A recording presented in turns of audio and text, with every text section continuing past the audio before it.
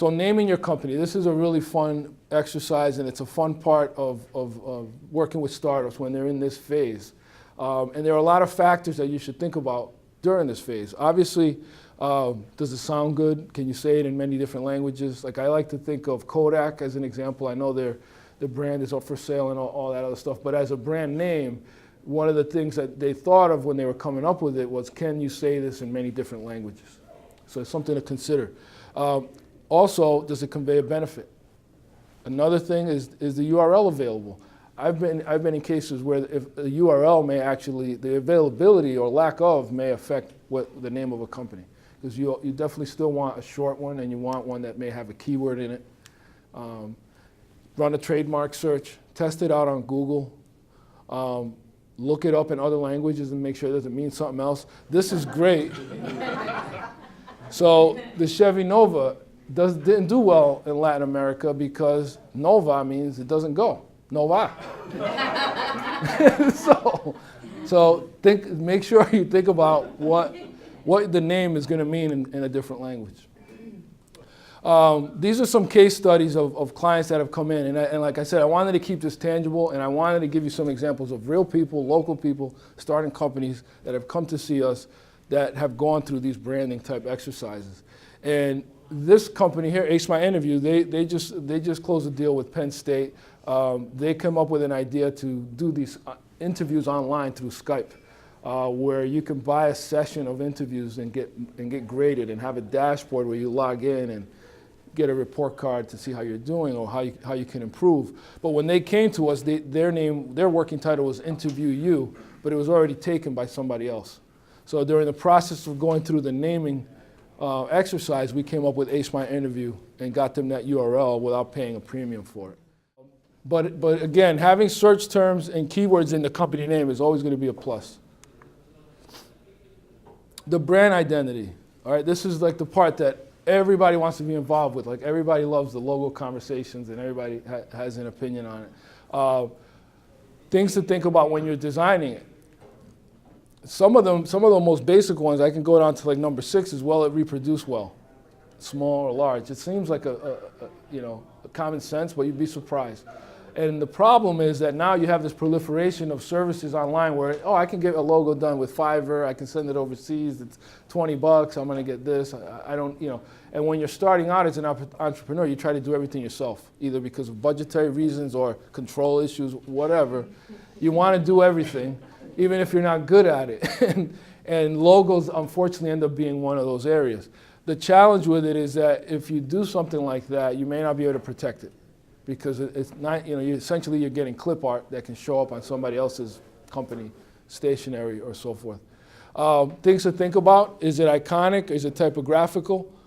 Will it have an icon that stands alone? Like if you look at my logo, there's an icon here that over time, you can just get familiar with this. Now we're in our 10th year, it takes a while for people to recognize your brand if you do it properly, but you don't want to have a logo that's just typographical and you don't want to have a logo that's just iconic. A mix of the two is better, because now you can have your full logo on your materials, but then you might have a polo or a mug with just your icon on it, and you want that brand recognition. Corporate colors, there's a whole psychology to colors. All right, so you've got banks, financial institutions, police uniforms are typically blue or green. Those colors foster trust, right? Certain colors trigger different emotions. So think about that as well when you guys are in that stage of development. Corporate fonts. These guys are going after primarily college students and people re-entering the job market. They wanted to keep it light and whimsical, but this font might not work for a financial institution. You might be like, I don't know about putting my money in there. And it's really just about the look and feel that you're trying to establish. Here's another case study. This is a client of mine, Rob Thomas, and he basically had these 3 different, I want to call them properties, but he has his brand, which is Rob Thomas. He created this method of networking called the Rob Thomas Method, and then he also has an organization where you do, it's like BNI, but you meet in diners, and they're all over the place, and it's very successful. We've helped him tweak all of his brands so that they look more consistent. Things like making this shape the same, but then color coding them. Kind of streamlining his fonts, but also on all of his branding, we've created this kind of like org chart so that visually you can see that this is his umbrella brand and these are subsets of his umbrella brand. Prior to him coming to us, they were cannibalizing each other because you would see these things in different places.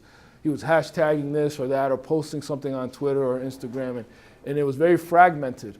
And the challenge with that is that your brand will never build momentum because people are confused. They won't know which one really is Rob, or which one should I attend, or which one is the one that meets in diners again, and so forth. And he's trying to do speaking engagements. He's writing a book. He's trying to recruit members for this networking and diners group. And then he gets hired by sales teams, and he does cohorts where he teaches you the Rob Thomas method. So it's very important that his brands look similar so that you can say, okay, these are sister brands, but also organized in such a way. This is a cool story. C&D Electronics. So this company here, based in Massachusetts, about 30-year-old company. The father started it. Now the daughter is taking over. They're doing a lot of work with casinos in Massachusetts, but now there could be one in Connecticut. So they need a sister company to open up in Connecticut. So now the daughter is going to open a company in Connecticut because she lives in Hartford. Doesn't know what to call it, doesn't know if it should be the same colors, doesn't know if it should look like it's related, and comes to us because then you got to factor in things like, well, do we want to leverage the 30 years that your father established onto this new business, or do you really want to start from scratch, right? So you can do that visually. So we ended up creating CDM technologies and using the same color palette, but just doing and it's not fully complete yet, but we did CDM so that when you look at them side by side, they feel like they're sister companies. But we could have done it a number of ways. We could have made them look different if she wanted nothing to do with her father. Sometimes that happens too. So there's a relation in color and in font to different brands. This one's probably my favorite and most recent story because this happened all on Facebook. So the owner of this company posted these two logos and did this whole thing on Facebook like, which one do you like better, number one or number two? And those things drive me up the wall. Because when I see that, like, I can't help but read them the riot act. And so I was basically like, the first, and I'm not even doing it to solicit, I'm just doing it because I can't help it, Like I have to so I'm like, your old one is better. And here's why. The new one, with all these gradients, never going to embroider, never going to reproduce well. It's not, this text is never going to be seen at below a certain size. So I really just started laying into them.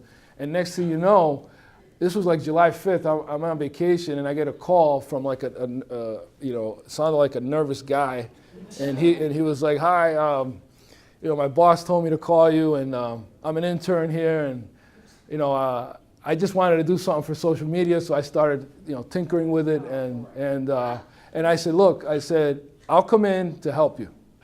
I didn't post anything to get anything, but it sounds like you guys want me to come in and we'll work together, and that's what happened. So I came in, it went well, and the funny thing about it was the salesman at Modern Plastics I knew from 20 years ago when I was doing a project for Jay at Walker Digital, so it was kind of like full circle. And so we hit it off, and anyway, they hired us to rebrand them, and all from like a Facebook post. But they had a Bridgeport?